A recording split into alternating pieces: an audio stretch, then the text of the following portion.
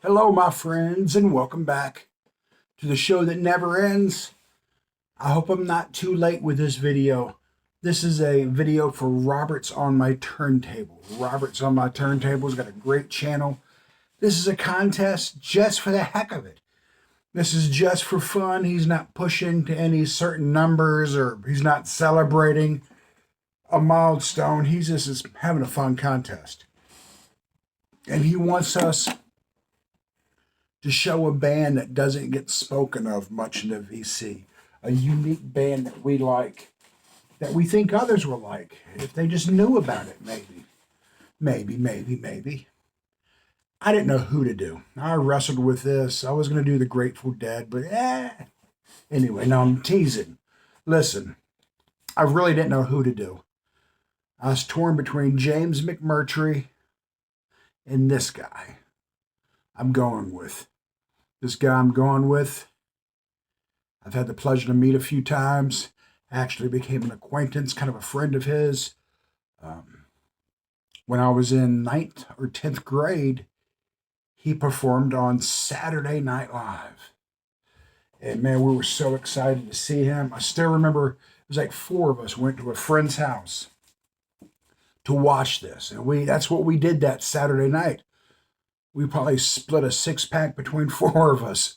And we went to this guy's house to watch Joe King on Saturday Night Live.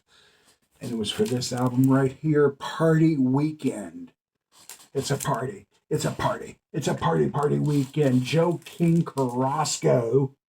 Look at him. He was cool. He is cool.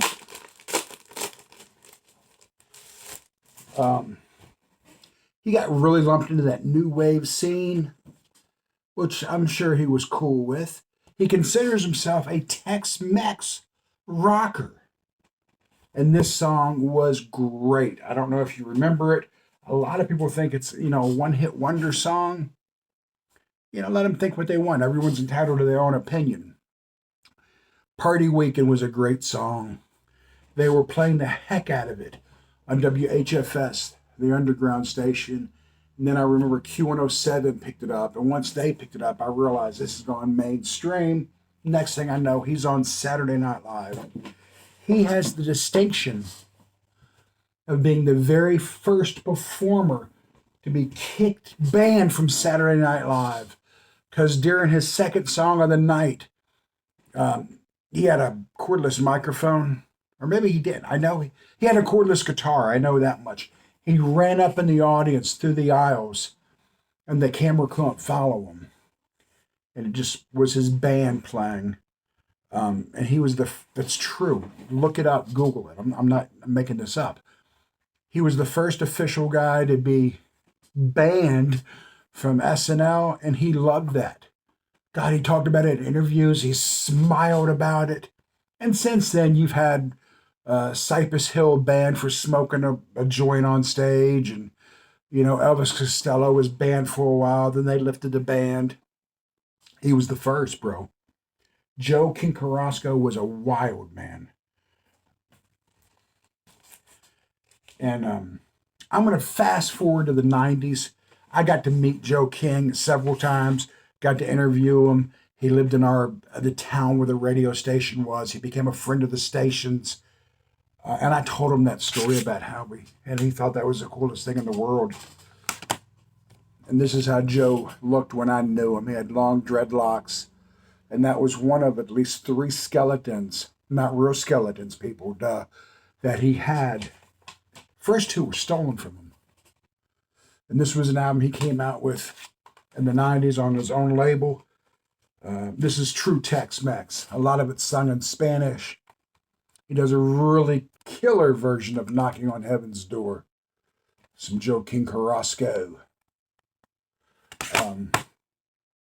Super nice guy. Really is. 2 of the albums I'm going to show were gifts from Ron Haggerty. We all know Ron Haggerty, the guy that's had more channels than Bobby Gass. He showed him on his channel, and I told him the story of how I knew him. And he's like, here, I give them to you. And he sent them to me, which was really cool. This is not one of them. I'll show you those 2. This album. If you could see this, I don't know if he can, but here it is. Can you see that? Michael Jackson is on this album. Michael Jackson was in the studio doing his Off the Wall album. Joe King was in the studio doing this. And Joe told me this. He said Michael was looking in the window. Now, yo, man, that's Michael Jackson. They waved him in, and Michael came in. They said he was such a good guy, and he asked who they were. Like, yo, man, we're Joe King Carrasco. We're from Texas, man. And he played on one of the songs, sings backup. And that is the coolest thing in the world to say you've got Michael Jackson on your album. Not a lot of people can say that. Joe King Carrasco can. And these are the two that I got from Ron Haggerty. He was kind enough. This is one I definitely had when I was a kid. I don't know about the other one. Joe King Carrasco and the Crowns. It's kind of goofy cover. Joe was just a wild man, you know. This is what you expect from his covers. It was just for fun. Just like the music, it was just for fun. A Tex-Mex variety of, let's just say, rock and roll, new wave rock and roll. Sang about partying and just having a good time. And he never got real political on his albums. It was just all about fun. It was kind of like a Sammy Hagar if you mixed it with some like Tex-Mex. Almost like a Sammy Hagar with a Mexican influence. Joe King Carrasco. This is another one from Ron Haggerty. I almost wore my Joe King Carrasco baseball hat that he gave me back in the 90s. It's a embroidered patch on a baseball hat that says Joe King wear.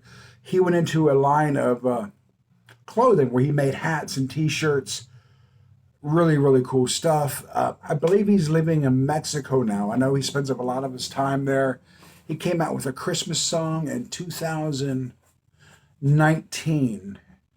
And unfortunately, he didn't release a hard copy of it, just the downloads you can buy. But that's Joe King Carrasco and the Crowns. Joe King, I'm proud to say, was a friend of mine. Joe, if you're watching this, I miss you, brother. I really enjoyed the time that we would hang out in the studio and just the stories you would tell. I had a benefit in 2098, or was it 97? I had cancer, and they had a benefit called Americana Picking and Putting. And the first day was a golf tournament. And the second day was music. He had another previous engagement, so he could not perform at the concert, but he came to the golf benefit. And me and him rode around in a golf cart, smoking blunt after blunt. We had a blast hanging out. And that's something I'll never, ever forget, that he, volunteered his time to help raise money for the benefit that they were having for me, the Americana Picking and Putting. The concert was great, too, the next night, even though he wasn't there. It was still badass. Guys, thank you very, very much. Again, this was for Roberts on my turntable. Just celebrating life. Just celebrating life, guys. Peace.